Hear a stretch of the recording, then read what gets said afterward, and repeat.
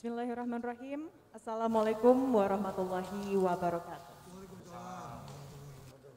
Saya ucapkan selamat datang kepada seluruh hadirin dalam Japri volume 84 pada pagi hari ini.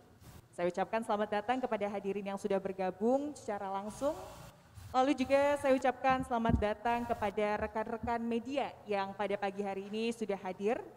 Dan juga tentunya selamat datang kepada narasumber kita yang sudah siap memberikan penjelasan dan juga mensosialisasikan program-program khususnya dalam bidang pembangunan umum di Provinsi Jawa Barat.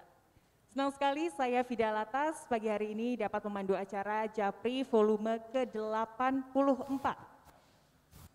Hari ini tadi sudah dimulai ya, ada rangkaian acara dari peringatan Hari Bakti Pekerjaan Umum yang ke-76. Untuk informasi ini kepada rekan-rekan dan juga hadirin yang sudah hadir, bahwa ini adalah rangkaian ya Pak ya? Rangkaian. Jadi pembukaannya adalah hari ini, tadi dibuka oleh Bapak Wakil Gubernur Provinsi Jawa Barat, Bapak Uruzanul Ulum. Lalu juga nanti di tanggal 22, maksud kami nanti juga akan ada bakti sosial di kabupaten dan juga kota ya Pak ya? Secara serentak ini pada tanggal 23 November, yang ini juga akan digerakkan semua instansi KPU-an nasional di Provinsi Jawa Barat. Dan nanti tanggal 28 November ini akan ada penanaman pohon. Pelaksananya ini terpusat di KBB ya Pak ya, tepatnya di Kota Baru Parahyangan. Ini akan ada sebanyak 1.672 pohon yang ditanam ya. Selanjutnya ini juga pada tanggal 1 Desember akan ada webinar yang nanti keynote speaker-nya adalah Bapak Gubernur Jawa Barat, Bapak Ridwan Kamil. Temanya adalah pembangunan infrastruktur pasca pandemi COVID-19. Dan terakhir pada hari H, ini tepatnya tanggal 3 Desember ya, akan ada upacara puncak di Gedung Sate. Lalu selanjutnya dilanjutkan dengan acara ziarah dan juga ini tabur bunga di Taman Makam Pahlawan untuk mengenang 7 taruna Departemen PU yang gugur mempertahankan Gedung Sate di tahun 1945. Hadirin, pada momen ini kita memperingati Hari Bakti Pekerjaan Umum yang ke-76. Peringatan ini tentunya punya makna khusus bagi Departemen Pekerjaan Umum. Sejalan dengan pemerintah pusat, Jawa Barat juga memiliki program dan proyek pembangunan strategis. Ini tentunya dilakukan dengan tujuan pertumbuhan dan juga pemerataan sosial dan ekonomi untuk penciptaan kerja dan juga peningkatan kesejahteraan rakyat. Namun kita tahu hadirin, pandemi yang melanda hampir 2 tahun ini tentunya berdampak pada berjalannya program tersebut.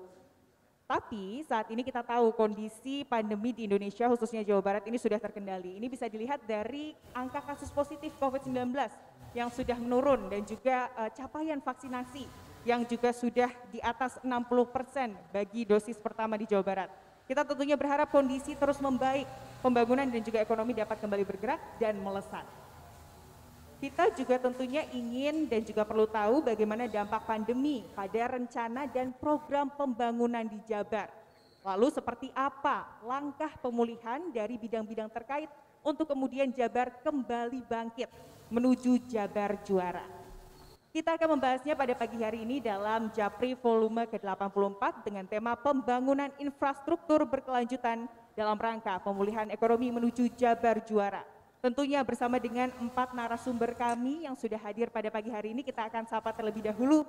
Ada Bapak Boy Imanugraha, mohon maaf, Bapak Boy Imanugraha selaku Kepala Dinas Perumahan dan Pemukiman Provinsi Jawa Barat. Selamat pagi Pak. Waalaikumsalam warahmatullahi wabarakatuh. Bisa dipakai mikrofonnya, Bapak-bapak. Lalu juga selanjutnya ada Pak Bambang Tirto Yuliono selaku Kepala Dinas Bina Marga dan Tata Ruang Provinsi Jawa Barat. Sehat Pak? Alhamdulillah, assalamualaikum. Waalaikumsalam warahmatullahi wabarakatuh. Pak Bambang ini selalu semangat nih, sama nih, seperti bapak-bapak yang lain juga ya. Lalu selanjutnya ada Sekretaris Dinas Sumber Daya Air Provinsi Jawa Barat. Ada Bapak Insinyur Azhari Dwi Kora. Bapak selamat pagi. Sehat ya Pak ya? Waalaikumsalam warahmatullahi wabarakatuh. Dan tentunya ada juga Kepala Balai Prasarana Permukiman Wilayah Jawa Barat, Kementerian PUPR, Bapak Oscar Siagian, STMT. Selamat pagi Pak Oscar. Selamat pagi. Sehat ya Pak ya? Sehat. Oke. Kita akan mulai, kita mungkin akan ke Pak Boy terlebih dahulu ya Pak ya. Tadi ini bagaimana kemudian ada pekerjaan rumah tambahan setelah pandemi ya Pak ya. Tantangannya jadi mungkin berkali-kali lipat karena kemarin ada banyak fokus yang harus dibagi begitu ya Pak ya. Nah, kalau sedikit nih Pak, dari kemudian Dinas Perumahan dan juga Pemukiman Provinsi Jawa Barat, mungkin sedikit mengenai program strategis dari Dinas Perumahan dan Pemukiman Provinsi Jawa Barat ini bisa dijelaskan Pak seperti apa? Assalamualaikum warahmatullahi wabarakatuh. Waalaikumsalam Salam warahmatullahi wabarakatuh. sejahtera, selamat siang, salam sehat untuk semua. Jadi Bu Ida, begitu ya, Hida ya. Oh Vida. Ibu Vida, siap. Vida. Jadi Bu Vida, kegiatan-kegiatan strategis yang terkait dengan satu, bangunan gedung, yang kedua tentang infrastruktur perumahan dan permukiman, itu merupakan bagian daripada tugas pokok dari Dinas Perumahan Permukiman Provinsi Jawa Barat. Jadi yang kita kerjakan, yang ditugaskan oleh Pak Gubernur, oleh pimpinan yang ada di Dinas Perumahan Permukiman itu antara lain pembangunan gedung Forum Komunikasi Pimpinan Daerah Jawa Barat, begitu ya. Itu adanya di Jalan Riau, begitu ya. Itu yang pertama. Terus yang kedua ada pembangunan Creative Center. Creative Center dalam itu ada di di Kota Cirebon, ada di Purwakarta, dan ada di Kota Bogor. Selanjutnya ada pembangunan Pusat Budaya Pager Ageng, itu di Tasikmalaya. Jadi itu merupakan kegiatan-kegiatan strategis yang ada di Dinas Perumahan Permukiman dalam rangka mendukung Jabar Juara. Nah, itu di sisi bangunan gedung, Bu. Tetapi di sisi lain ada sektor air bersih. Ya, ada sektor air bersih di mana kami membangun sistem penyediaan air bersih, air minum, spam perdesaan, khususnya di spam perdesaan ada di beberapa lokasi, yaitu di Kabupaten Cirebon, Kabupaten Tasik, Kabupaten Bandung, Kabupaten Subang, dan beberapa banyak titik-titik yang dalam bentuk bantuan keuangan pula, gitu ya. Itu di dalam sisi air bersih. Di sektor persampahan kami pun sudah melaksanakan kegiatan-kegiatan di mana merupakan stimulasi bagi masyarakat untuk mengelola sampah di hulu, untuk mengelola sampah di awal, begitu ya. Di awal, di mana kami sudah melaksanakan kegiatan itu di perkantoran kami dan di apartemen transit kami yang ada di 4 lokasi, Bu. Yang di dalamnya ada tinggal 1.560 kurang lebih 1.560 kepala keluarga. Dan itu kami kemas menjadi kegiatan nyepah. Nyepah, apa tuh Pak? Jadi nyepah itu kegiatan nyepah itu adalah nyetor sampah jadi berkah.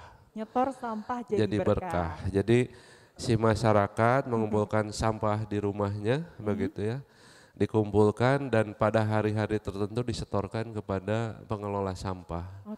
Nah, pengelola sampah nanti akan ditukar, Bu. Ada yang dalam bentuk kupon, ada yang dalam bentuk uang. Nah, kalau yang dalam bentuk uang dia langsung masuk ke rekeningnya, tetapi kalau dalam bentuk kupon itu setiap minggu, setiap hari Jumat, itu akan ditukar dengan bahan pokok, 9 bahan pokok. Dan kita sudah kerjasama dengan toko koperasi mungkin ya Pak, atau toko bahan pokok? Ya seperti itulah. Oke.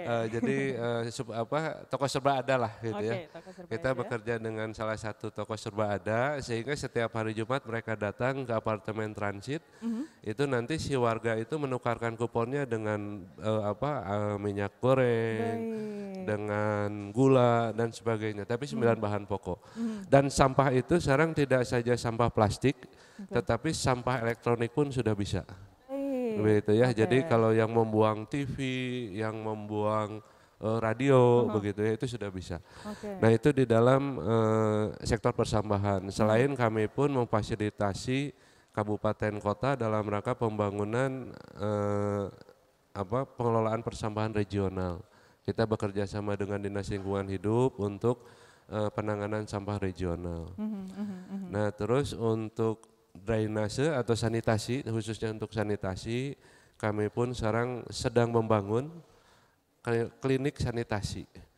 Klinik sanitasi. Jadi kami ingin mengakselerasi pencapaian target untuk pencapaian target sanitasi di Jawa Barat ini yang secara kewenangan ada di kabupaten kota, tetapi secara akselerasi kita stimulus dari pemerintah provinsi.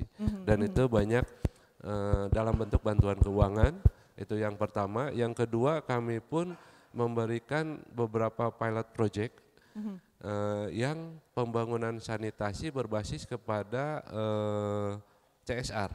Oke, Ya, baik. kepada CSR. Jadi kami sudah membangun di 2 lokasi di mana pembangunannya dibiayai oleh dana CSR. Itu untuk sektor sanitasi. Dan yang segera mungkin kami pun sedang mempersiapkan satu ruang untuk kita semua. Memang secara fisik itu adalah monumen perjuangan rakyat. Nah, tetapi di salah satu sisi monumen perjuangan rakyat Jawa Barat, bahwa pemerintah provinsi itu ingin menempatkan satu ruang untuk perenungan bagi masyarakat. Itu yang pertama. Yang kedua, di ruang itu juga ada satu penghargaan dari kita semua terhadap dedikasi tenaga medis, para medis, sukarelawan kesehatan yang sudah berjuang dalam penanganan pandemi COVID-19 di Jawa Barat. Jadi itu mungkin kegiatan-kegiatan strategis yang ada di Dinas Perumahan Permukiman. Tapi pada prinsipnya mungkin Bu Fida, yang terakhir adalah ini bukan merupakan sebuah jargon saja. Tetapi bahwa pemerintah ingin mengingatkan kita semua bahwa penanganan pandemi COVID-19 itu tidak mudah, tidak murah, dan bahkan di situ memerlukan pengorbanan sampai jiwa, begitu ya, sampai jiwa raga, begitu ya. Dan ini apresiasi pemerintah Provinsi Jawa Barat, terutama Pak Gubernur, untuk perjuangan rakyat Jawa Barat melawan pandemi COVID-19. Mungkin itu. Ya. Mungkin boleh tepuk tangan nih untuk apresiasi juga bagaimana perjuangan seluruh lapisan masyarakat menghadapi pandemi, begitu ya Pak ya. Pak, tapi kalau kita melihat amanat global nih Pak, ada keharusan untuk menerapkan konsep pembangunan berbasis lingkungan. Nah, sejauh mana konsep ini kemudian diterapkan di Dinas Permukiman dan juga Perumahan Provinsi Jawa Barat? Siap. Jadi itu merupakan concern kami juga, Bu. Jadi kami melakukan penyusunan standar gedung hijau, green building. Baik. Ya, green building dengan kerjasama dengan ITB, Bu, itu yang pertama. Yang kedua, kami pun mencoba melaksanakan di rumah kita sendiri. Baik, Ya, termasuk di perkantoran tadi bagaimana kita mengelola sampah di hulu, bagaimana kita mengelola sanitasi di hulu, begitu ya. Sehingga kami di belakang juga ada, nanti mungkin bisa dilihat contohnya. Air hujan, air wudhu itu tidak dibuang, Bu, tapi kita olah lagi, begitu ya, Bu ya. Dan itu minimal untuk penyiraman tanaman itu kita bisa gunakan. Itu yang pertama. Yang kedua, kami sudah mengurangi lampu di siang hari. Sehingga kami semua sudah buka. Dan kami pun ya seperti yang lain lah, kita ada ruang terbuka hijau dan sebagainya begitu. Jadi kita coba semua, dan itu nanti juga mungkin Bu Fida kita satu saat jalan-jalan begitu ya ke apartemen transit, ke bangunan-bangunan yang sedang kita bangun, dan memang itu untuk konsep green building kita utamakan. Tapi Pak, sejauh ini nih kalau kita ngomongin green building atau pembangunan dengan konsep kemudian berpihak pada lingkungan begitu ya, ini kan pasti ada tantangan-tantangan nih Pak ya yang harus dihadapi, apalagi masih belum semua masyarakat atau mungkin dari instansi juga mungkin dari kemudian pegawai-pegawainya masih belum banyak yang ngeh nih terkait hal ini. Tantangan yang ditemukan seperti apa dan Bapak menyikapinya seperti apa Pak? Jadi kalau ini memang harus jadi komitmen kita bersama secara keseluruhan. Jadi di kami setiap hari Senin itu sebelum absen, mereka teman-teman karyawan-karyawati harus mengumpulkan sampah. Baik, oke. Itu yang pertama. Nah terus yang kedua juga sebelum keluar ruangan di penghujung waktu kerja itu lampu harus sudah mati, termasuk komputer dan sebagainya. Nah tetapi intinya bahwa Bu Fida, kebetulan kita dengan memasuki periode beradaptasi dengan kebiasaan baru, memang kita dituntut semuanya harus mulai belajar berubah. Intinya begitu Bu. Dan kita juga tadi selain saat ini ya Bu Fida, mungkin teman-teman nanti dari Bina Marga, dari SDA, Bu Fida, jadi kami pun di dalam pembangunan perumahan permukiman ini banyak dibantu oleh Pak Oscar ini. Baik. Ya, ini Pak Oscar ini banyak membantu, banyak menstimulasi, karena dari sisi kemampuan provinsi ini agak terbatas, dan alhamdulillah pencapaian target provinsi bisa naik berkat ada kegiatan dari Pak Oscar ini dari BPIW, jadi dari Balai Pengembangan Infrastruktur Wilayah, Prasarana Permukiman Wilayah gitu, BPPW. Dukungan diberikan begitu ya? Dukungan diberikan. Sinergitas tercapai. Tercapai. Begitu ya, Pak? Nah terus yang ketiga Bu, kami pun sekarang dituntut seperti tadi pertanyaan Ibu yang di awal, selain kita memenuhi kebutuhan fisik infrastruktur, Baik.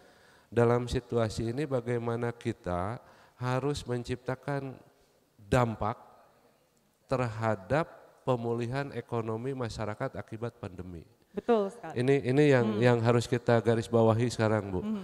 Jadi selain capaian target fisik tercapai, juga bagaimana kegiatan itu bisa menstimulasi pergerakan ekonomi masyarakat. Dan ini kita sampaikan juga, mungkin tadi ada satu yang tertinggal Bu, bahwa strategis kami itu salah satunya 31.500 rumah tidak layak huni tahun 2021 kita rehab. Baik. Ya, dengan nilai 17,5 juta.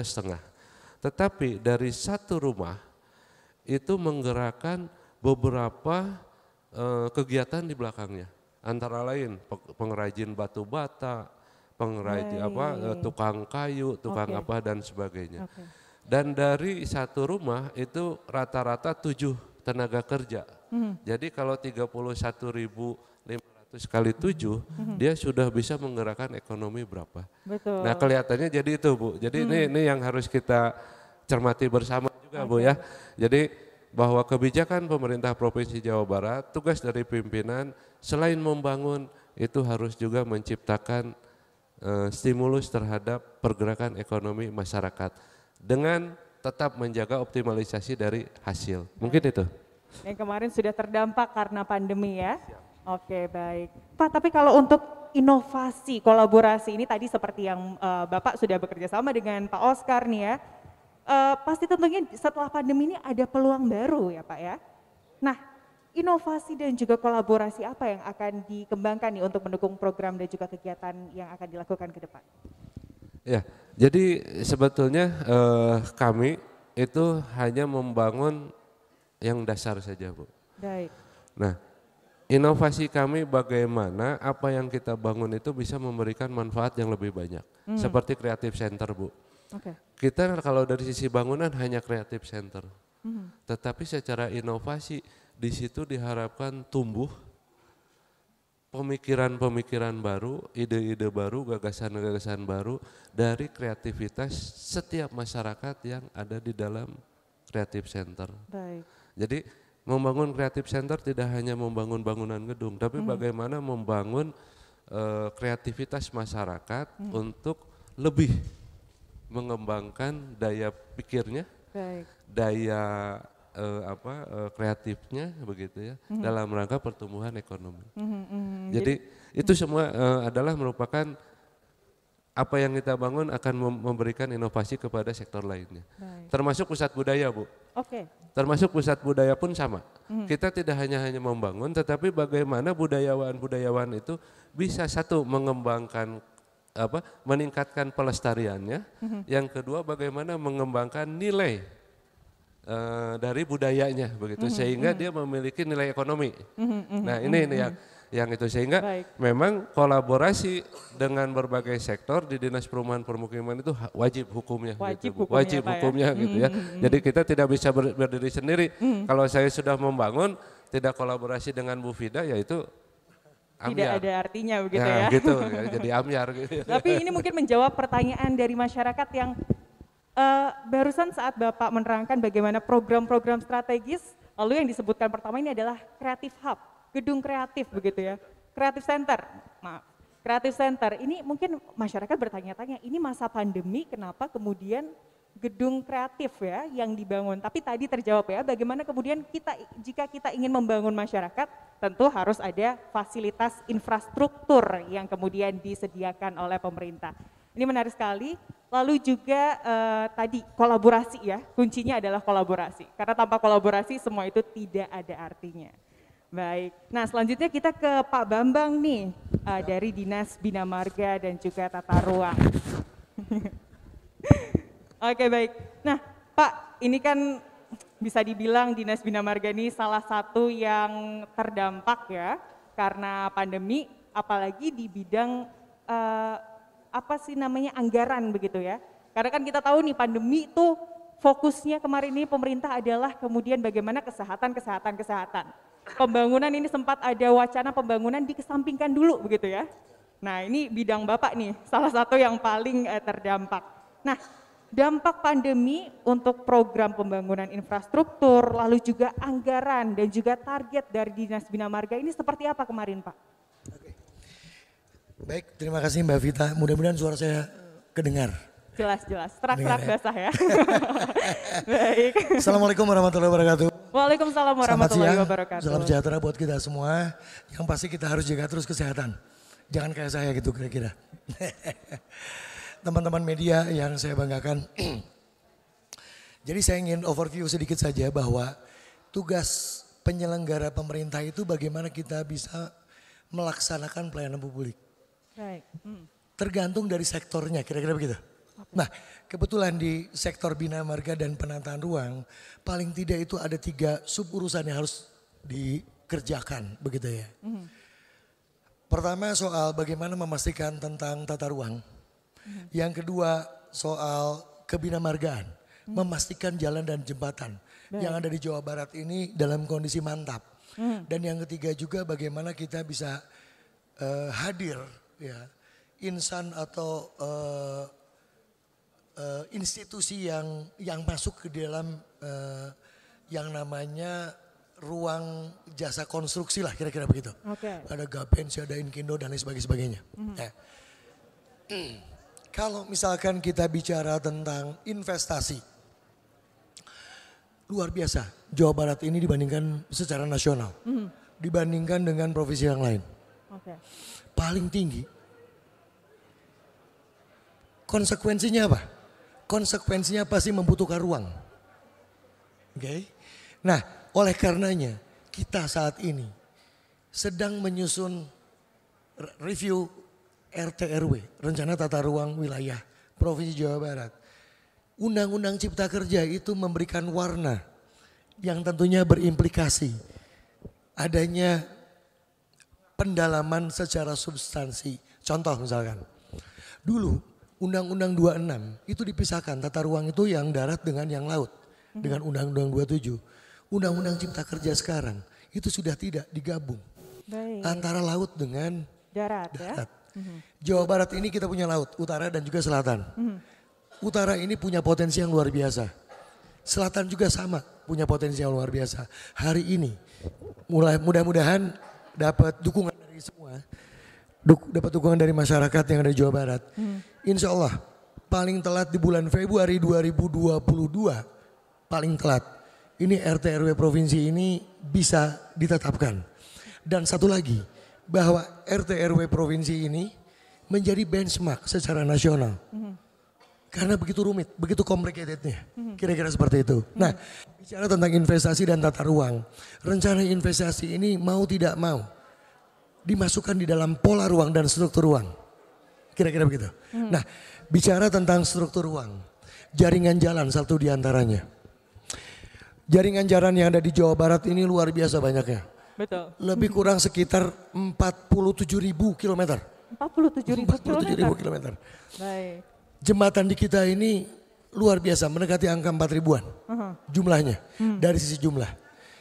Problemnya undang-undang kita yang kita cintai negara kita nih ya, dipisahkan antara kewenangan pusat, kewenangan provinsi dan kewenangan kabupaten kota.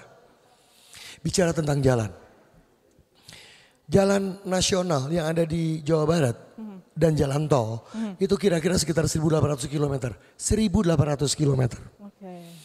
Status dan fungsi jalan punya provinsi itu lebih kurang sekitar 2.360 km. Yang ada di kabupaten kota kira-kira sekitar 46.000 km. Lebih banyak ya? Lebih banyak. Baik. 27 kabupaten kota. Kira-kira begitu. Nah, problemnya lagi bahwa berdasarkan kepada urusan pembiayaan itu dasarnya kepada urusan. Kira-kira begitu. Nah, untuk provinsi 2.360 km jalan, 1.226 jembatan harus dalam kondisi mantap. Itu adalah komitmen politik yang dituangkan di dalam dokumen RPJMD Provinsi Jawa Barat 2018-2023. Nah, ini harus bisa dipastikan.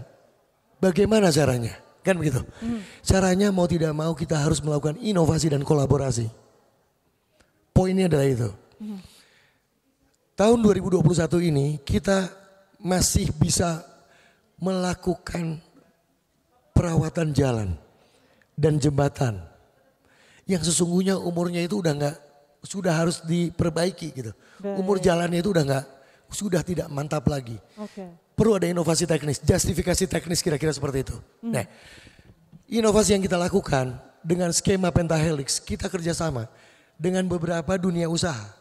Di antaranya adalah satu segmen jalan yang ada di Kabupaten Sukabumi. Ini kita kolaborasi dengan Semen Jawa. Lebih kurang sekitar 10,6 kilometer. Itu dirawat secara bersama-sama. Desain dari kami, pembiayaannya dari mereka.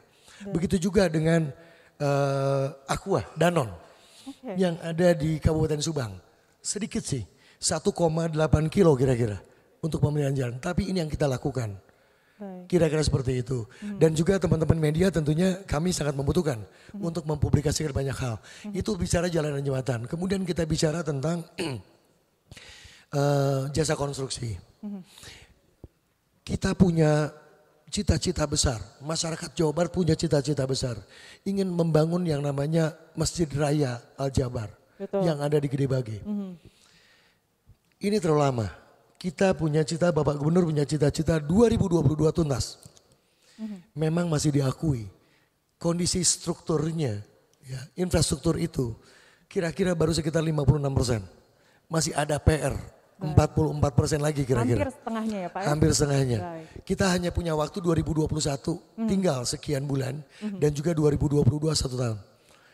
Tentunya butuh dukungan para pihak bahwa ini bisa terwujud.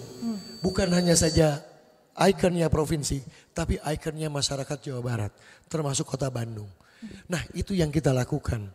Jadi kuncinya adalah bagaimana dengan kondisi pandemi kita yang berdampak terhadap pendapatan negara, pendapatan pemerintah provinsi, yang semuanya fokus untuk urusan kesehatan. Ini kita masih bisa melaksanakan, memberikan pelayanan publik kepada masyarakat.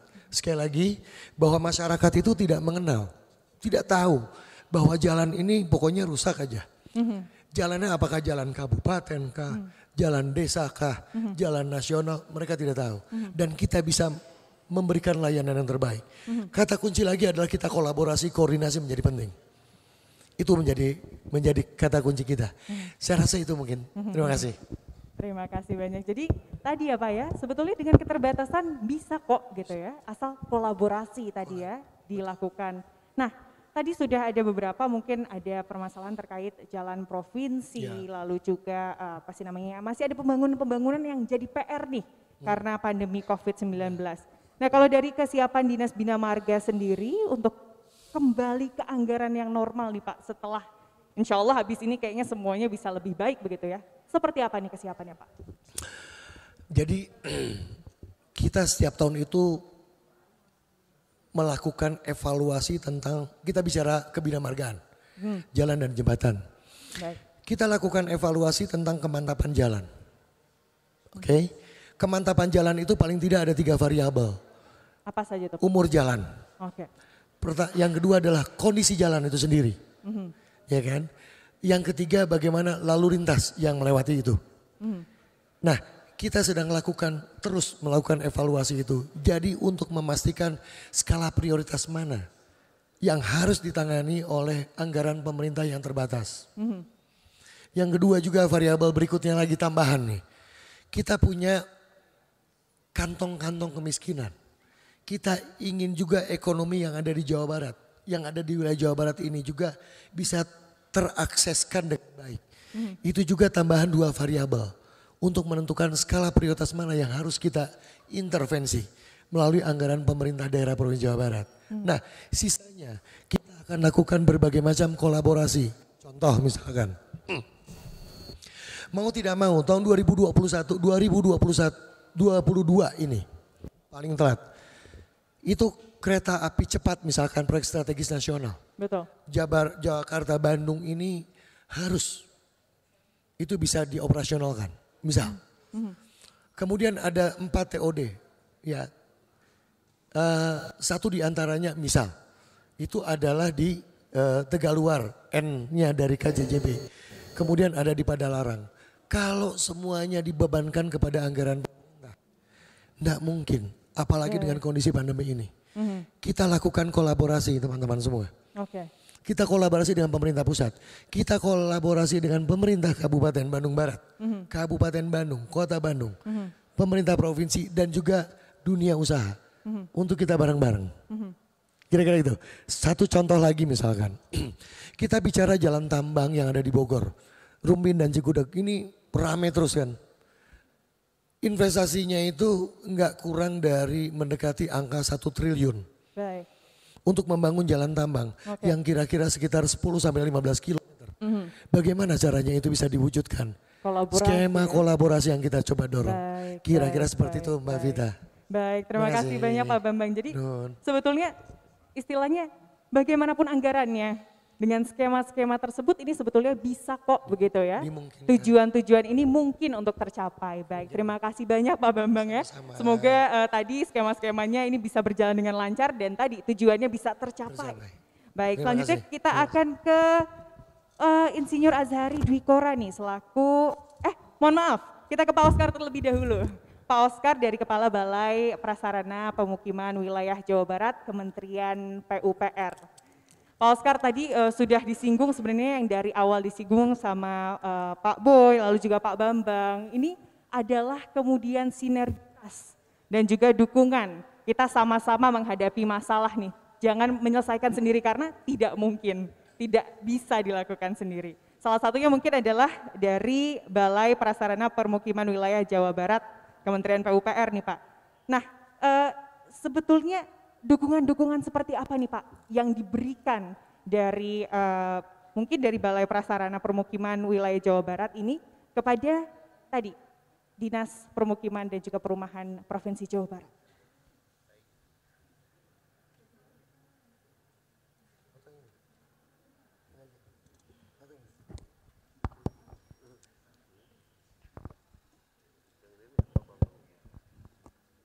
Saya izin buka masker ya, biar suaranya lebih jelas. Jelas ya. Baik, terima kasih Mbak Vita ya. Vida. Ya, kami Balai Prasarana Permukiman Wilayah Jawa Barat, salah satu unit kerja Kementerian PUPR yang ada di Provinsi Jawa Barat. Gitu. Ada beberapa unit kerja yang lain dan kami hari ini hadir sebagai salah satu unit kerja yang berfungsi atau memiliki tugas dan fungsi menyediakan infrastruktur dasar permukiman. Baik. Jadi memang sinkron dengan program-programnya Dinas Permukiman dan Perumahan Jawa Barat. Gitu. Jadi memang benar seperti yang disampaikan oleh Pak Boy tadi, tugas kami memang mendukung gitu ya, menyediakan infrastruktur dasar permukiman di wilayah Provinsi Jawa Barat. Nah, infrastruktur dasar permukiman itu apa saja gitu. Ada sektor air minum.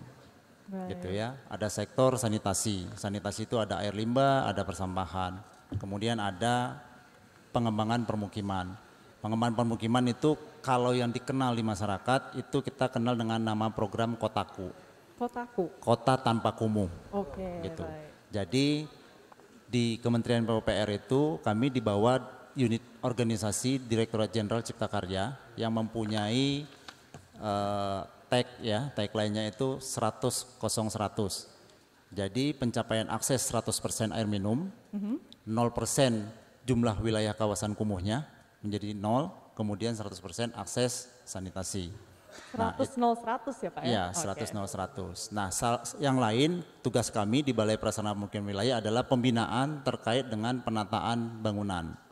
Jadi termasuk tadi yang sudah disampaikan oleh Pak Boy juga, kami juga menyiapkan regulasi tentang bangunan gedung negara itu, dan juga kemarin baru saja di launching juga terkait dengan sistem informasi bangunan gedung. Jadi nanti seluruh kabupaten kota dan provinsi di Indonesia akan mengakses sistem informasi tersebut sehingga kemudian semuanya terintegrasi gitu, sehingga masyarakat yang memerlukan layanan langsung bisa masuk ke sistem informasi tadi untuk mendapatkan informasinya. Nah, kegiatan strategis kami tadi yang sudah disampaikan oleh Pak Boy, salah satu adalah terkait dengan Citarum Harum. Baik. Jadi yang ditangani oleh Balai Prasarana Permukiman Wilayah Jawa Barat selain strategis nasional juga strategis provinsi. Baik. Nah, Citarum Harum itu adalah perintah presiden, jadi strategis nasional sifatnya. Nah, kami berkolaborasi dengan seluruh stakeholder, termasuk juga Pemprov Jabar yang leading di depan. Kami mengisi yang tadi disampaikan oleh Pak Kadis Bina Marga, ada penataan ruang, ada struktur ruang. Pak Kadis Bina Marga ngisi struktur ruang jalannya, kami ngisi struktur ruang yang lain termasuk infrastruktur permukimannya. Salah satunya disinyalir ya, Citarum itu kotornya karena adanya limbah dan sampah domestik. Baik. Nah, kami di Balai mengisi itu supaya kemudian bagaimana masyarakat tidak membuang limbahnya ke Sungai Citarum, tidak membuang sampahnya lagi ke Sungai Citarum. Jadi kami masuk dengan program-program yang berbasis masyarakat, infrastruktur berbasis masyarakat, namanya IBM, untuk Sanimas, sanitasi masyarakat, dan kemudian TPS 3R. Jadi nanti masyarakat dilibatkan dari program perencanaannya, termasuk pelaksanaannya, sehingga dan pengoperasiannya. Jadi masyarakat juga menjadi sungkan untuk kemudian membuang sampahnya lagi ke sungai dan limbahnya ke sungai. Gitu. Itu salah satu kolaborasi yang dilakukan dengan Pemprov Jabar. Ada beberapa kegiatan strategis. Kalau hari ini, ya hari ini kita memang tahun kedua ya terdampak pandemi COVID. Pemerintah pusat, presiden mendorong untuk kemudian bisa meningkatkan kembali pemulihan ekonomi nasional. Betul. Salah satu tentunya kita mendorong kawasan pariwisata kita. Oke. Kawasan pariwisata. Nah, di Jawa Barat itu ada kawasan pariwisata yang dimintakan oleh Pak Gubernur, yaitu Situ Bagendit. Situ Bagendit ya? Situ Bagendit itu kawasan pariwisata, kita punya danau yang besar sebenarnya yang tidak mungkin tidak semua masyarakat Jawa Barat juga memahami. Nah, kemudian mengenal ya, mungkin selain orang Garut saja gitu ya. Nah, kita diminta untuk masuk ke sana dalam rangka penataan kawasan pariwisata Situ Bagendit. Nah, kita hari ini juga sedang melakukan penataan kawasan pariwisata yang diharapkan nanti akhir tahun ini bisa selesai juga. Nah, tentunya dengan mendukung kawasan pariwisata tadi, sektor-sektor yang lain tentu aja akan masuk di situ gitu. Betul, betul. Gitu ya. UKM juga nanti akan bisa juga hidup di sana. Itu mungkin yang bisa menambahkan terkait dengan bagaimana kolaborasi dan dukungan dari kami Balai Prasarana Pemukiman Jawa Barat terhadap pemerintah Provinsi Jawa Barat dalam rangka mencapai Jabar Juara. Baik sekali ya. Tapi tadi yang menarik adalah ini beririsan langsung ya dengan masyarakat. Terus kalau infrastruktur apa saja sih Pak yang sedang dibangun di Jawa Barat ini yang memakai APBN nih, yang bukan memakai APBD kita? Itu apa saja Pak infrastruktur? Ya, kalau kami untuk APBN tadi untuk seluruh sektor itu ada. Baik. Ya, untuk seluruh sektor itu ada. Untuk yang air minum saat ini memang tidak ada yang terkait langsung dengan strategisnya provinsi. Karena strategis provinsi tugasnya Pak Boy itu terkait dengan SPAM regional, sistem penyediaan air minum regional. Regional itu lintas kabupaten kota. Jadi tanggung jawab Pak Boy. Karena memang kita harus mengacu ke Undang-Undang 23 2014 tentang pemerintah daerah yang mengatur tentang urusan pemerintah. Jadi di sana itu ada urusan wajib. Jadi penyediaan air minum, sanitasi itu menjadi urusan wajib dari pemerintah daerah. Baik. Pusat tuh nggak bisa masuk sebenarnya. Pusat tuh masuknya di mana? Saya mendukung di dalam rangka pemenuhan standar pelayanan minimal. Nah itu kita melakukan pembangunan sistem penyediaan air minum di lokasi-lokasi. Kemarin kita dukungan untuk yang bekas bencana di Kabupaten Bogor. Ada Cigudeg sama Sukaraksa. Itu dulu ada longsor yang cukup besar di awal tahun 2020 di akhir tahun 2020 ya Pak, di tahun 2020 itu ada longsor yang mungkin juga membawa korban jiwa. Nah kita menyediakan memperbaiki permukiman dan juga menyediakan sarana infrastruktur masyarakat. Kemudian kita juga menyediakan sarana air minum tadi. Kawasan pariwisata Garut, situ Begendit tadi kita bangun, tapi kita juga kan berikan akses sektornya. Nah kita bangun juga sistem penyediaan air minum dari mata air Cibulerang, 200 liter per detik, tidak hanya untuk situ Begendit tetapi juga untuk 6 kecamatan di Kabupaten Garut. 6 kecamatan juga ya, Pak? Itu nanti bisa mengakses berarti 80.000 sambungan rumah. Oke, baik. 80.000 sambungan rumah. Berarti kalau dikali 5 bisa 400.000 jiwa gitu nantinya gitu. Jadi itu salah satu. Yang lainnya kita sanitasi. Sanitasi kita membangun TPA yaitu pengolahan sampah. Nah, pengolahan sampah tadi seperti yang juga disampaikan oleh Pak Boy, kita juga diharapkan untuk bisa meningkatkan teknologi yang ada di sana. Kami menyediakan landfill, pemerintah kabupaten kota mengoperasikannya gitu. Tetapi sekarang juga kita dimintakan untuk meningkatkan teknologi bagaimana kemudian pengolahan sampah tidak lagi landfill tetapi juga mungkin ada yang nanti disiapkan waste to energy. Saat ini kami sudah siapkan di Legok Nangka untuk landfillnya. Nanti pemerintah provinsi dalam hal ini sebenarnya di Dinas Lingkungan Hidup karena tidak di tempat Pak Boy lagi itu kegiatannya ada di lingkungan hidup. Nanti akan menyiapkan teknologi untuk pengolahannya dengan waste to energy atau mungkin thermal gitu. Jadi landfillnya kita sudah siapkan, nanti akan dilakukan itu rencananya dengan kerjasama menggunakan dana investasi swasta. Kita juga untuk di masyarakat tadi selain pengolahan sampah biasa kita lakukan TPS 3R, kita juga membangun pengolahan TPST terpadu dengan RDF. Jadi sampahnya kemudian menghasilkan bahan bakar co-firing untuk industri. Seperti apa tuh Pak contohnya misalnya? Jadi sekarang tuh contoh yang sudah ada, yang sudah berjalan kalau di Indonesia itu udah di Cilacap. Jadi ada TPST, sampahnya diolah, kemudian nanti hasilnya keluarnya dalam bentuk bracket ya. Itu menjadi bahan bakar di PT Semen. Baik. Gitu. Nah kalau yang di kita ini kita lakukan kerjasama dengan Indonesia Power. Jadi nanti kita akan supply untuk PLTU Indonesia Power. Tetapi di tempat yang lain kita juga coba sekarang ini sedang kerja bangun di Kerawang dan di Purwakarta. Kita sedang coba jajaki kerjasama dengan industri-industri yang ada di Kerawang, terutama di Purwakarta juga ada 3 industri ternyata yang memang sudah siap juga untuk menerima itu. Baik, baik. Jadi diproyeksikannya ini paling tidak di Jawa Barat ada 5 begitu ya Pak ya? Pengolahan sampah yang banyak rencana. Jadi dalam rangka Citarum Harum tadi kita juga menyediakan ada 77 lokasi. Baik. Secara bertahap sampai dengan program 2025. Ada 77 2024 ya Pak. 77 lokasi. Ya. Baik, nanti dibagi ya antara provinsi dan juga pusat. Ya. Tapi tentunya ini bagaimana kemudian kita bisa mendapatkan output yang kemudian lebih besar, lebih luas dan juga lebih efektif ya. Kerjasama ini tentunya diperlukan untuk pembangunan dan juga pemulihan ekonomi di Jawa Barat bekerja sama dengan pemerintah pusat.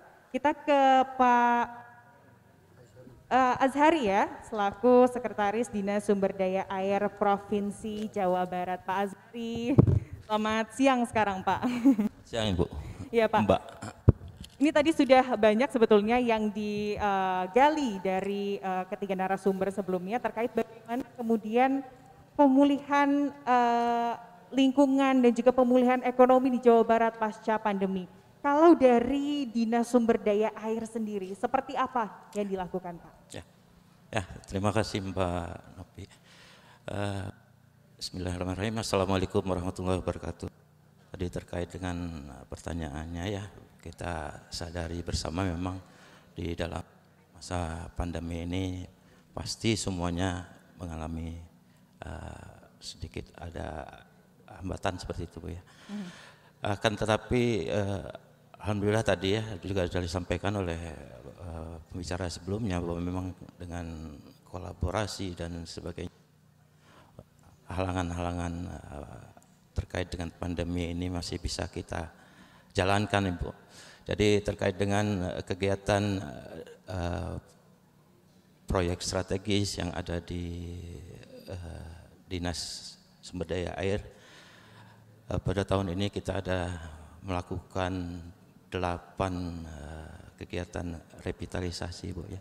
Baik. Jadi di sini kita mencoba untuk mengelola sumber daya air dalam yang agak lebih luas ya, terkait dengan bukan hanya kita melakukan upaya konservasi sumber daya air, dalam hal ini memelihara situ ya supaya daya tampungnya paling tidak bertahan atau kita tambah seperti itu. Karena tapi juga untuk kepentingan yang lebih luas, dalam hal ini pariwisata Bu. Jadi kita kemas, kita jadikan situ tersebut ya, menjadi suatu destinasi wisata yang menarik seperti itu, tempat berkumpul masyarakat ya, untuk ya pada akhirnya kita harapkan memang tadi secara ekonomi juga semakin membaik seperti itu. Ada 8 kegiatan Ibu yang ada terkait dengan revitalisasi, ada satu di situ Ciburui di Kabupaten Bandung ya. Juga ada kegiatan di revitalisasi di Waduk Dharma di Kuningan. Terus ada kegiatan revitalisasi yang di situ Rawakalong di Depok. Okay. Terus situ Gede di Tasik dan situ Wangi juga di Tasik. Juga ada kegiatan berupa revitalisasi Kalimalang itu di Bekasi Bu. Dan yang terakhir ada kegiatan pengamanan pantai seperti itu ya, tapi tujuannya untuk lebih ke arah pariwisata. Pantai Pangandaran menjadi lebih aman untuk dipakai berenang seperti itu. Baik, jadi itu kita lakukan dari sebenarnya kegiatan revitalisasi ini dilakukan sejak tahun kemarin ya, dan ini lanjutan seperti itu. Itu yang pertama. Terus yang terkait dengan itu juga dimaksudkan untuk sesuai dengan indeks kinerja utama gubernur ya, dalam hal ini kita pencapaian penggunaan air IPA seperti itu juga dilakukan oleh dalam hal kolaboratif itu dilakukan oleh pusat Ibu. Kita di Jawa Barat ini melakukan pendampingan untuk kegiatan 7 proyek strategis nasional pembangunan bendungan ya, di mana dari 7 itu 6 sudah ongoing ya, dan malah sudah ada yang selesai dan diharapkan selesai juga pada tahun ini. Ada di bendungan Ciawi dan Sukamahi seperti itu ya, untuk penanganan banjir di Jakarta dan sekitarnya seperti itu. Jadi dan di pihak lain ya, terkait dengan tadi disampaikan bahwa tadi kita berupaya untuk secara lingkungan dan kolaboratif ya, kita juga pada mulai sebentar lagi mungkin ya pencanangan untuk sumur resapan seperti itu. Baik. Jadi dan sudah memulai kegiatan yang namanya 100 embung juara. Jadi itulah hal-hal yang mungkin kita lakukan ke depan. Mudah-mudahan pandemi COVID ini akan berakhir ya, dan kita bisa lebih siap untuk itu. Baik. Saya kira demikian. Ya, baik. Jadi ini kalau dianalogikan dengan istilah, sekali lempar 2-3 burung langsung kena ya Pak ya. Bagaimana revitalisasi tadi situ, waduk, lalu juga programnya ini adalah pantai ya, pengamanan pantai dan lain sebagainya. Ini sekalian apa sih namanya secara sumber daya air, ini juga kemudian memperbaiki sumber daya air, tapi juga ini tadi bisa dijadikan tempat pariwisata juga. Sehingga tadi yang di-highlight ya, yang menjadi fokus kita pasca pandemi ini adalah kemudian bagaimana pemulihan ekonomi ini kemudian bisa capai. Nah, tapi kalau dari tadi sudah ada program-program yang kemudian dipaparkan mungkin oleh Pak Azhari, harapannya seperti apa nih Pak dengan program-program tersebut? Kemudian pemulihan ekonomi seperti apa saja sih yang kemudian bisa tercapai dari program-program tersebut? Ya, tadi terkait langsung dengan revitalisasi ya, karena kita juga melihatnya dari segi pembenahan untuk pariwisata seperti itu ya. Kedepannya memang kita harapkan dengan selesainya proyek tersebut ya, sehingga pariwisatanya bisa bangkit, ya pada akan meningkatkan ekonomi masyarakat, terutama masyarakat sekitar Bu, karena di sana juga kita juga melakukan pembenahan ya terhadap misalnya yang fasilitas pariwisata yang ada sekarang ya, ada warung-warung dan sebagainya itu kita benahi seperti itu. Baik. Fasilitas-fasilitas dan juga tentunya bagaimana nanti bisa berkolaborasi, membina masyarakat sekitarnya juga begitu ya Pak ya? Benar Bu. Baik. Kita tentu saya ucapkan terima kasih kepada 4 narasumber yang sudah memaparkan dengan baik pada pagi hari ini bagaimana kemudian potensi-potensi kita pasca pandemi COVID-19, bagaimana kemudian pemulihan yang harus kita lakukan bersama-sama. Kita akan masuk ke sesi tanya jawab media. Kita akan mempersilahkan kepada media, teman-teman atau rekan-rekan media yang ingin bertanya bisa langsung melontarkan pertanyaannya ke narasumber, bisa disebutkan namanya siapa, dari media mana, pertanyaannya apa, dan ke narasumber yang mana. Disilahkan, bisa langsung bertanya.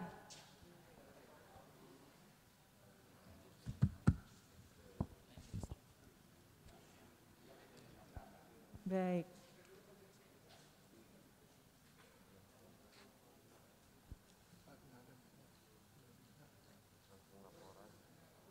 Oke. Mungkin bisa disiapkan juga ya oleh pihak panitia. Dari ASN ini juga boleh nih. Siapa tahu ada yang mau bertanya seperti apa sih? Ditunjuk langsung nih sama Pak Kadisnya nih. Baik, Assalamualaikum warahmatullahi wabarakatuh. Waalaikumsalam warahmatullahi Karena wabarakatuh. belum ada yang bertanya, saya yang bertanya saja. Baik. Saya Pak Yoga dari rumahmedia.com Bu. Terima kasih.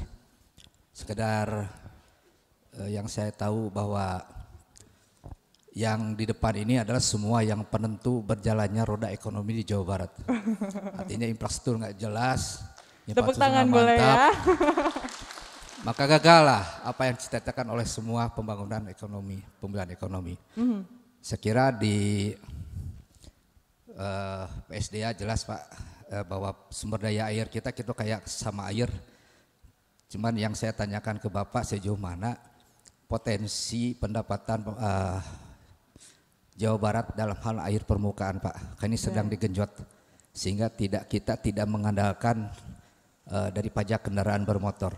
Kayaknya ini lagi disusun Pak. Apakah itu nanti Jatiluhur juga kita kena dengan pajak air permukaan? Kebetulan di sini ada Bapak dari sebaiknya juga ada kolaborasi juga Pak, karena itu sumber air yang luar biasa Jawa Barat, cuman pendapatan PAD-nya sangat minim yang saya tahu. Ke Pak Bambang mungkin lebih jelas tata ruang Pak, 350 triliun itu persiapannya seperti apa untuk Rebana Pak, itu proyek strategis nasional. Yang kemudian ini sambil langsung saja ke Pak Boy, ini masalah Rutilahu Pak, Jabar tidak akan juara kalau masih ada rumah kumuh Pak. Sejauh mana persentase program Rutilahu ini di Dinas Disperkim ini Pak? Dan apakah rumah susun yang waktu untuk ASN ini sudah akan digulirkan lagi atau tidak Pak? Ini sangat ditunggu oleh para ASN di Provinsi Jawa Barat yang dulu itu pernah dicadangkan, tapi karena ada refocusing anggaran dan pandemi, ini sepertinya terhenti Pak. Apakah ini akan dilanjutkan? Apakah melalui APBD? Apalah mau kerjasama investasi? Dan ke pemerintah pusat Pak, Citarum Harum, saya mengikuti itu hampir per tahun itu 1 triliun Pak. Anggaran untuk Citarum, dari Citarum dulu itu Citarum Bestari, kemudian sekarang Citarum Harum, dan dulu zaman Pak Nuriana Citarum Bergetar Pak. Dan tampaknya alhamdulillah sekarang sudah mulai ada titik perbaikan di dalam hal mutu air. Tapi Pak, yang jadi masalah sekarang kembali lagi pembangunan di daerah Bandung Selatan Pak. Itu di Bojong Soang itu kalau saya lihat ada pembangunan Podomoro Pak. Dan yang saya rasakan, karena saya orang Bandung Selatan Pak, sekarang ke hilir Pak, genangan airnya Pak, ke hulu. Dari Bale Endah, Tegaluar itu mulai agak terhambat. Karena situ ada hampir 4 meter ke atas tuh dibendung oleh Podomoro. Apakah itu memang sudah sesuai dengan amdalnya dan tata ruangnya sehingga ini menjadi suatu pembangunan? Boleh investasi, kita tidak boleh alergi, tapi dampak dampak terhadap lingkungan ini saya kira ini harusnya LH Pak. Tapi mungkin informasi ke pusat juga Pak, apakah itu dengan membendung saluran di daerah Das Citarum di situ, apakah itu sudah Bapak koreksi Pak? Karena saya sangat merasakan sekali sekarang mulai menggenangnya mulai ke arah hulu Pak itu. Dan ke PSDA sekali lagi juga normalisasi itu masih di hulu juga, normalisasi Kali Citarum. Kemarin saya kaget Pak, baru seumur-umur lihat di Kertasari terjadi banjir bandang Pak. Dan itu kami di Bandung Selatan terhenti air ledeng gara-gara lumpur yang begitu besar sehingga air minum juga terganggu dalam kualitasnya. Dan terakhir ke BSDA lagi, sejauh mana Pak jaringan irigasi teknis dengan adanya alih fungsi lahan di beberapa lumbung-lumbung padi Pak. Karawang kan sudah jelas Pak. Apakah memang perluasan irigasi ini sudah makin berkurang dengan alih fungsi lahan? Lalu prioritas untuk jaringan irigasi ini seperti apa oleh dari PSDA Pak? Karena ini sangat vital Pak untuk persawahan dan juga air. Mungkin dari saya cukup sekian, mudah-mudahan ada rekan-rekan yang mau bisa bertanya. Sekarang Assalamualaikum warahmatullahi wabarakatuh. Waalaikumsalam warahmatullahi wabarakatuh. Terima kasih banyak Pak Yoga. Ini komprehensif sekali ya pertanyaannya. Bisa dijadikan satu sesi seminar sepertinya. Tapi mungkin boleh langsung dijawab ini bagaimana kemudian sebetulnya yang di-highlight ditanyakan semua ini. Bagaimana pemulihan ekonomi lalu juga tadi pembangunan berbasiskan lingkungan. Ke Pak Azhar juga duluan ya. Boleh silakan. Ya. Terima kasih Pak Yoga. Ya Pak, begini terhadap pendapatan dari sektor air ya, pajak air seperti itu memang ya yang kita rasakan memang sudah sekian lama itu tidak pernah ada kenaikan seperti itu Pak. Dan kita pada saat ini sebenarnya sudah keluar peraturannya Bu ya. Tapi mungkin terkait dengan masalah pandemi dan sebagainya itu masih ada yang perlu kita perbaiki seperti itu. Tadi terkait dengan jadi memang dari hitungan kita Pak dengan yang baru aturan yang baru ini memang terjadi kenaikan yang cukup signifikan seperti itu ya. Tapi tadi saya bilang masih belum bisa diterima semua pihak seperti itu dan kita melakukan kajian kembali ya. Terkait dengan PJT ya, dalam hal ini ya memang ini suatu perjuangan yang alot Pak ya, yang panjang. Pak mungkin paham sendiri seperti itu. Karena masing-masing punya dasar pikirannya yang ada ya seperti itu. Jadi ini Pak yang masih terus kita coba godok kembali seperti itu. Mungkin ini Bu, pas kebetulan di saya ada Ibu Kepala Bidang mungkin Anda mau nambahin terkait dengan yang terakhir. Ya, jadi intinya seperti itu Pak, ini masih kita komunikasikan terus ya. Mudah-mudahan apa yang kita harapkan itu bisa terjadi seperti itu. Terus terkait dengan Citarum Pak ya, terkait dengan kegiatan sebenarnya Pak secara program besarnya ya dari BBS kita paham bahwa Citarum itu merupakan kewenangan pusat Pak ya seperti itu. Mereka sudah menuntaskanlah persoalan-persoalan besar seperti itu. Tapi memang masih terjadi hal-hal yang tadi Bapak sebutkan ya. Itu memang sekarang mulai dari sekarang ke depan mereka fokus ke tadi yang paling pasti sih kalau menurut saya sekarang lihat bahwa untuk menyambungkan antara daerah genangan dan jaringan utamanya ini yang mesti yang bisa saya katakan drainase Pak ya, drainase seperti itu yang kedepannya mungkin menjadi lebih fokus dan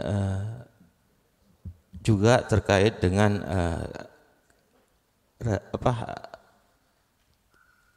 yang tadi kita sampaikan ya, embung dan sumur resapan itu Pak, itu mungkin yang ke depan untuk menunjang apa yang sudah dilakukan oleh BBS ya dalam hal pelaksanaan program penanganan banjir setelah kerusuhan seperti itu. Mungkin demikian. Ya, baik, terima kasih banyak. Mungkin ada yang mau ditambahkan dari Pak Oscar? Iya. Dengan pajak air permukaan tadi ditanya ada regional, ada Jatiluhur. Di kami memang ada Spam Regional Jatiluhur 1. Ya, pajak air permukaan itu memang secara regulasi memang menjadi kewenangan provinsi, ya itu jelas gitu. Tetapi memang kita harus pikirkan juga gitu ya, kalau meningkatkan pendapatan untuk provinsi itu baik, itu karena akan digunakan juga infrastruktur. Tetapi dampak dari pajak air permukaan juga menjadi cost dari ongkos produksi pengolahan air minum yang akan dikonsumsi oleh masyarakat. Artinya masyarakat juga akan terdampak ke situ gitu. Karena pajak air permukaan bagian dari ongkos produksi dari pengolahan air yang dikelola oleh PDAM, Perusahaan Daerah Air Minum. Nah, infrastruktur yang kami bangun tidak kami kelola, infrastruktur yang kami bangun itu dikelola oleh pemerintah daerah. Dalam hal ini adalah PDAM tadi gitu. Nah, PDAM itu waktu memproduksinya juga dia menghitung kan biaya produksi apa saja yang akan dia gunakan, termasuk juga pajak air permukaan. Jadi kalau pajak air permukaannya semakin tinggi, ongkos produksinya semakin tinggi. Ongkos produksi tinggi berarti tarif yang dibebankan ke masyarakat juga menjadi tinggi. Nah, kita tidak berharap itu terjadi.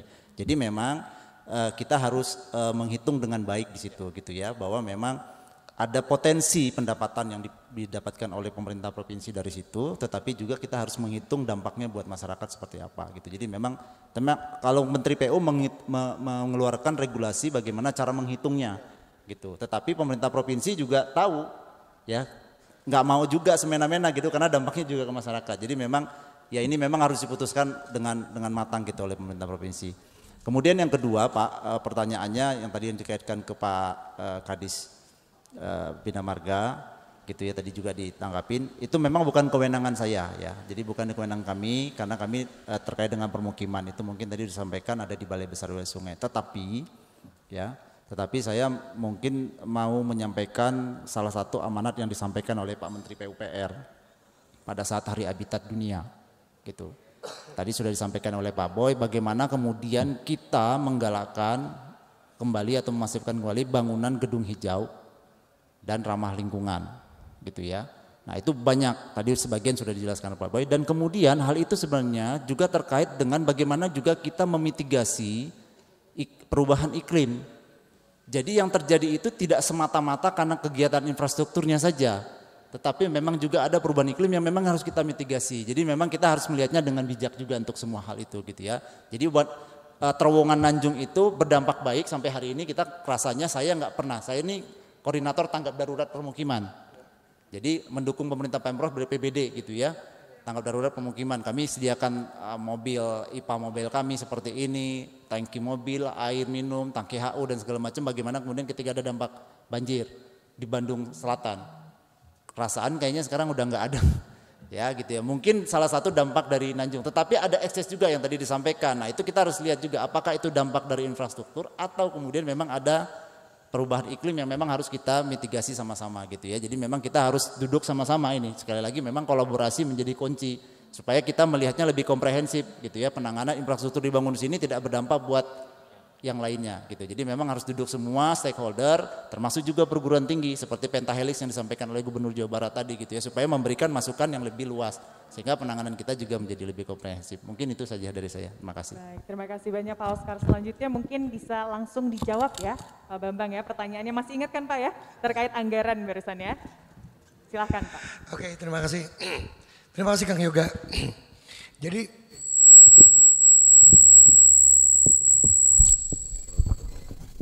Juit. Mungkin yang ini yang jelek kali ya. Oke, Kang Yoga, jadi gini, teman-teman semua, teman-teman media,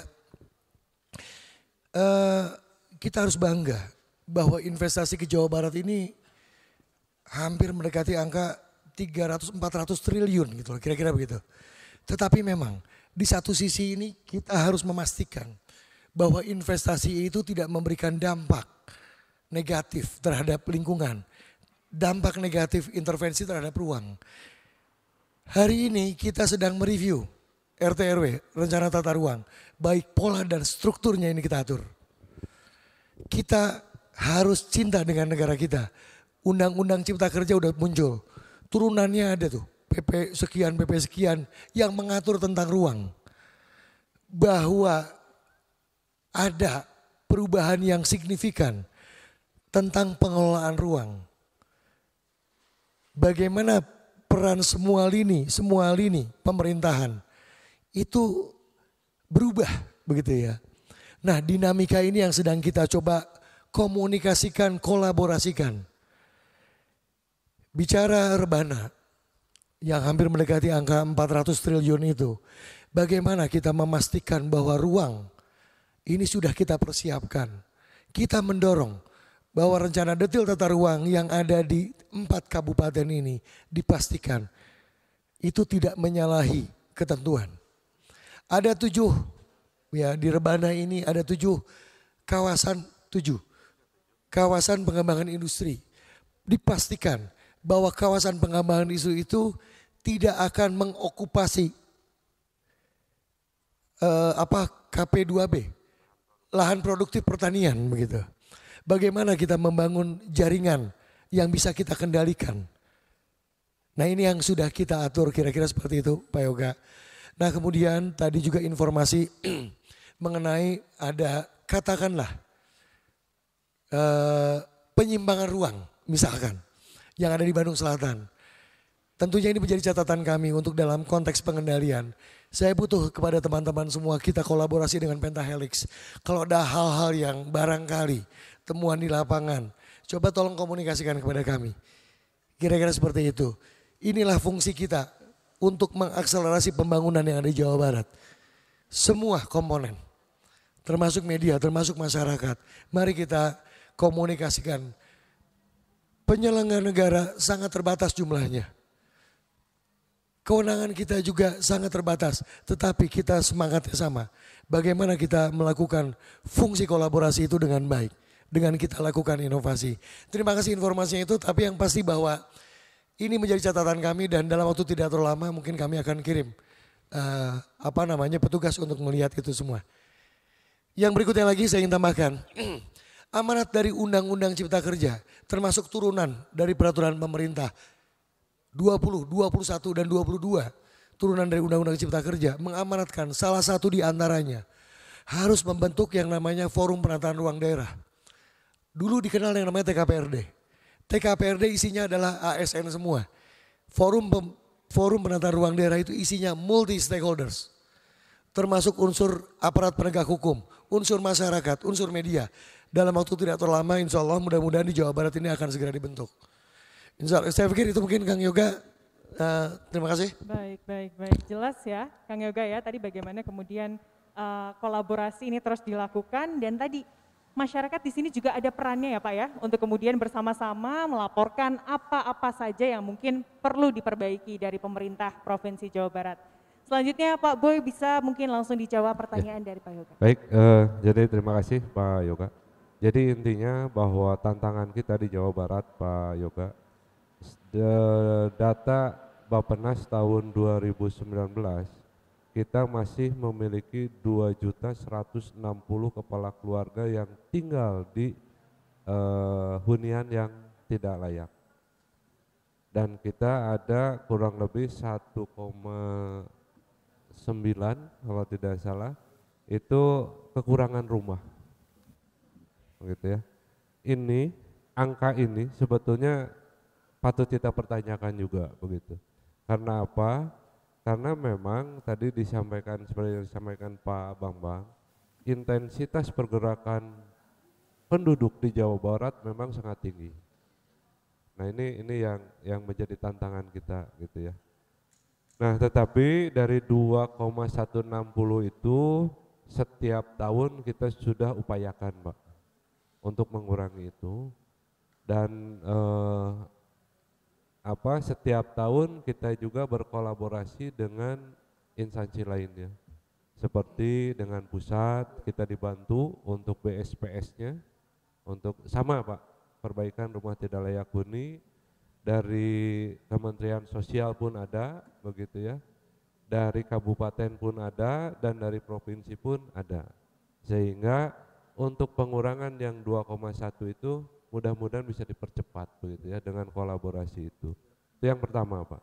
Yang kedua, kita sudah mulai melibatkan pihak dunia usaha untuk berkolaborasi penanganan rumah tidak layak huni. Walaupun secara kuantitatif masih belum signifikan Pak, tetapi alhamdulillah Bu Fida, ini sudah ada tahun ke tahun terus bertambah, intinya itu tahun ke tahun terus bertambah dan ini merupakan jadi bagian pula gitu ya daripada percepatan pengurangan dari hunian yang tidak layak di Jawa Barat. Yang ketiga, kita pun sekarang sedang mencari skema Pak, karena skema yang ada untuk pemilikan hunian itu sekarang masih skema formal. Nah, kita untuk yang non formal, yang tidak punya gaji tetap, yang tidak punya struk gaji ini agak sulit biasanya masuk ke dalam skema keuangan perbankan. Kami sudah mencoba ada 16 kepala keluarga yang non formal. 16 kepala keluarga non formal yaitu terapis tunanetra. Kita fasilitasi, kita tempatkan di beberapa komplek lingkungan perumahan dan alhamdulillah sampai sekarang belum pernah gagal bayar. Nah ini kita sedang mencari skema itu Pak Yoga gitu ya. Bagaimana kita memfasilitasi masyarakat berpenghasilan rendah non formal gitu ya. Jadi kalau informal bisa melalui perbankan, tapi kalau non formal ini yang harus kita cari skemanya. Dan kami sedang mencari Pak. Dan itu alhamdulillah kemarin dari DJPI, dari Direktur Jenderal Pembiayaan Infrastruktur, dari Ditjen Perumahan kita sudah mulai mendapatkan satu skema yang mudah-mudahan bisa diterapkan di Jawa Barat. Nah terus juga kami juga kolaborasi Pak Yoga, kami menyiapkan lahan dan ini Pak Oscar menyiapkan rusunnya khususnya untuk di kawasan kumuh ya. Jadi kalau kawasan kumuh rusun apa masih ada ya di Pak Oscar ya? Oh sekarang udah balik ke perumahan. Jadi kalau dulu untuk kawasan kumuh masih ada di Cipta Karya, kalau untuk pengembangan perumahan ada di Dirjen Perumahan, tapi sekarang ternyata semua masuk ke Dirjen Perumahan, jadi kita siap lahan, APBN siap bangunannya begitu ya.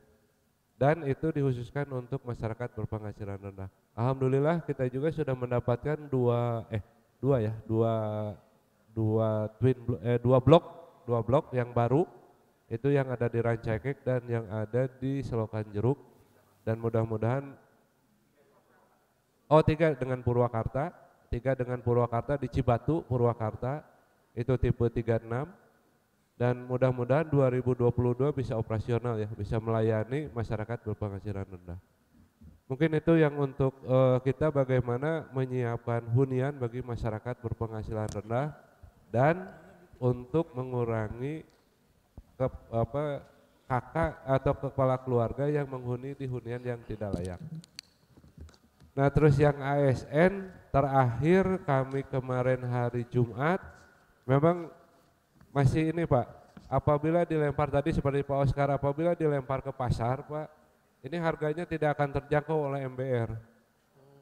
Nah kita sekarang sedang mencari skema juga, nanti pembiayaannya tanah provinsi, apakah fisik sebagian dibantu oleh pusat, sebagian diserahkan kepada pasar sehingga kita bisa menekan harga nantinya untuk harga yang bisa diakses oleh ASN ataupun oleh masyarakat berpenghasilan rendah. Jadi ASN itu tidak hanya pegawai negeri sipil Pak, tapi nanti TNI Polri pun bisa masuk ke sana. Nah nanti sebagian bangunannya, sebagian unitnya mungkin nanti akan diserahkan ke ke swasta lah gitu ya. Nah ini yang sedang kita cari Pak gitu ya. Karena kalau semuanya diserahkan ke swasta, ini harganya nanti jadi harga tadi seperti Bapak yang di Bandung Selatan gitu ya. Nah ini kita jadi, padahal negara harus hadir di situ Bu Fida gitu ya. Negara harus hadir dalam memenuhi kebutuhan dasar. Mungkin itu Pak Yoga. Nah tambahan saja mungkin ini nimbrung Ibu Yosi gitu ya. Jadi Pak Yoga yang saya tahu bahwa PAP itu di 5 besar Pak. Di 5 besar pendapatan APBD. Dan memang sudah 2 tahun ya kita usahakan untuk meningkatkan pendapatan itu, tapi memang perlu didukung oleh sektor-sektor lainnya. Karena apa? Tadi yang disampaikan Pak Oscar memang banyak formula-formula yang harus dihitung akibat dari kegiatan lainnya. Jadi misalnya gini, untuk meningkatkan harga dasar pajak air Pak Oscar ya, kan harus berhitung juga dengan kualitas air. Kualitas air itu kan harus dengan sektor lain yang berbicara begitu. Jadi banyak Pak. Nah yang terakhir saya wariskan begitu ya. Saya wariskan. Memang pertentangannya banyak Pak gitu ya. Pertentangannya masih banyak. Ya sok naik, tapi kualitasnya tuh kudu naik gitu ya. Jadi tidak perlu, kata Pak Oscar mah tidak perlu diolah lagi sehingga ongkos produksi kita tetap murah gitu ya, kan seperti itu Pak Yoga. Dan terakhir juga pada saat kita sedang menyusun harga ambang atas ambang bawah Pak Oscar ya untuk air minum gitu ya. Ternyata memang ngait kadinya gitu ya, makanya saya tadi ikut nimbrung KPAP itu karena itu. Begitu saya mau menyusun harga atas harga bawah air minum, komponen hitungannya ya di pasar tadi gitu. Jadi memang banyak sektor Pak Yoga gitu ya. Dan kita tidak bisa seperti yang lain. Tadina genep ratus, yang 600 mili itu harganya 750, 1000, 2000 rakyat teribut Pak. Begitu PDAM tadina 4000 jadi 6000 di demo tak PDAM Pak. Nah ini jadi harus banyak pertimbangan lah Pak Yoga, intinya ya seperti itu. Jadi memang untuk PAP ini, tapi alhamdulillah sampai sekarang masih 5 besar Pak. Walaupun ada di 4 atau 5 gantian dengan cukai rokok kalau tidak salah gitu. Jadi itu Pak Yoga. Itu tambahan PAP saja gitu ya. Pajak air permukaan ya Pak Sari. Dan yang terakhir saya nambahin Pak Sari, memang tadi ya Bu Fida ya, selain untuk pengembangan destinasi juga sebagai perlindungan terhadap sumber daya air. Jadi kalau sumber daya air sekarang tidak dikelola Pak Yoga ya, kayak situ-situ itu kan selalu dilepas, itu banyak yang hilang. Makanya Pak Gubernur intervensi dalam bentuk pengembangan destinasi wisata. Dan kalau dia di destinasi wisata, dia akan mengelola lokasi itu. Dengan terkelolanya lokasi itu, intervensi dari masyarakat akan terbatas begitu ya. Jadi selain untuk pengembangan wisata juga untuk perlindungan sumber daya air. Itu aja tambahan, hanya nambahin Pak Asari gitu Pak. Ya mungkin itu Bu Fida atur nuhun. Terima kasih banyak Pak Boy atas jawabannya. Ini tentunya terjawab ya Pak Yoga ya. Semuanya ini secara tadi pertanyaan komprehensif dijawab nih sama 4 bidang nih. Dari pemerintah Provinsi Jawa Barat juga secara komprehensif. Terakhir mungkin kita akan masuk ke sesi harapan dan juga pesan-pesan dari narasumber kita pada pagi hari ini. Mungkin tadi sudah diawali dari Pak Boy, sekarang kita mengawalinya dari Pak Azari kali ya. Boleh Pak pesan dan juga harapan. Pak Kadis hadir.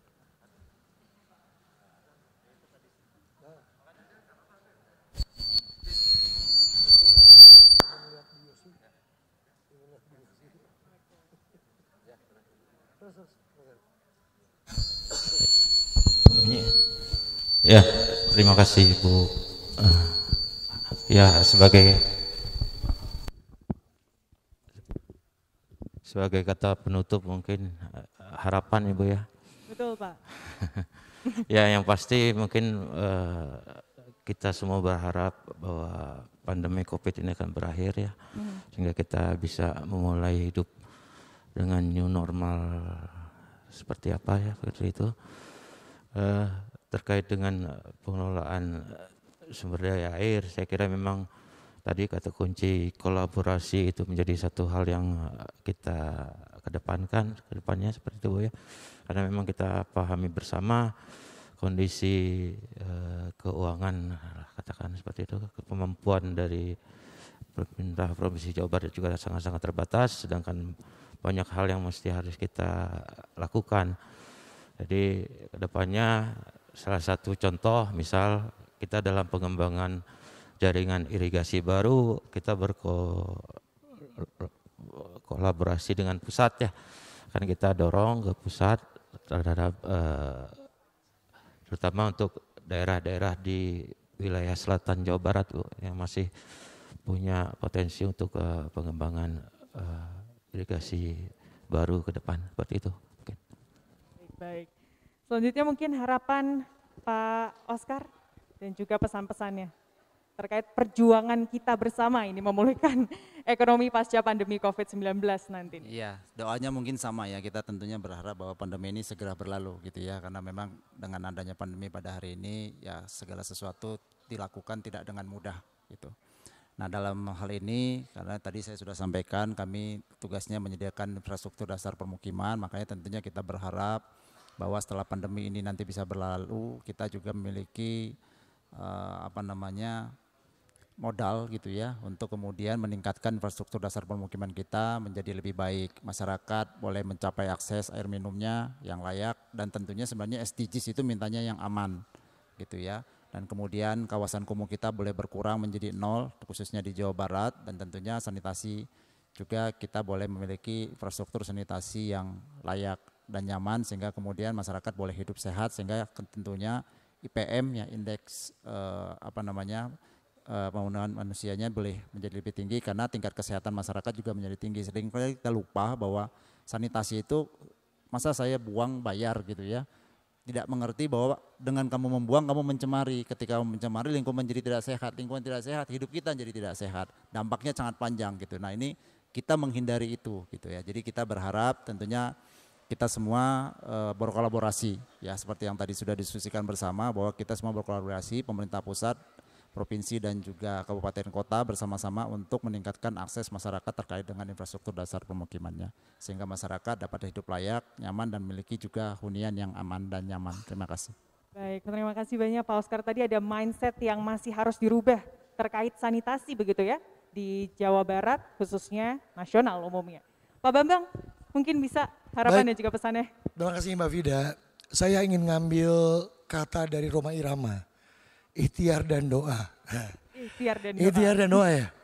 Jadi doa kita, ikhtiar kita terus ya, kita terus lakukan. Berdasarkan kepada urusan dan kewenangan tentunya. Kemudian doa ini sama, kita ingin segera nih pandemi ini berakhir. Mudah-mudahan kita semua momentum sekarang ini diijabah sama Allah Subhanahu wa taala. Mudah-mudahan. Jadi poinnya gini. Bahwa cita-cita pemerintah daerah provinsi itu mulia banget. Juara lahir batin dengan inovasi dan kolaborasi. Nah, mari kita wujudkan itu. Bagaimana caranya pembangunan ini bisa sesuai dengan cita-cita itu? Pentahelix kuncinya, kolaborasi kuncinya. Nah, untuk mewujudkan konektivitas mantap, infrastruktur, jalan dan jembatan, nggak ada cerita bahwa kita ini harus bareng-bareng. Termasuk juga dengan media dan masyarakat. Tolong informasikan kepada kami, publikasikan juga kepada publik, kepada semua tentang apa yang kita kerjakan dan perlu apa untuk masukan kita dalam rangka mengakselerasi pembangunan infrastruktur jalan dan jembatan sesuai dengan ekspektasi mereka semua. Saya rasa itu. Terima kasih. Pemerintah Provinsi Jawa Barat ini siap diberikan masukan, tapi tentunya yang membangun. Tidak hanya dari masyarakat, tapi juga seluruh stakeholders begitu ya. Oke, selanjutnya kita ke tuan rumah ini. Pak Boy, silakan Pak, harapannya juga. Baik, jadi kalau kita berbicara infrastruktur Bu, itu kita bicara semua.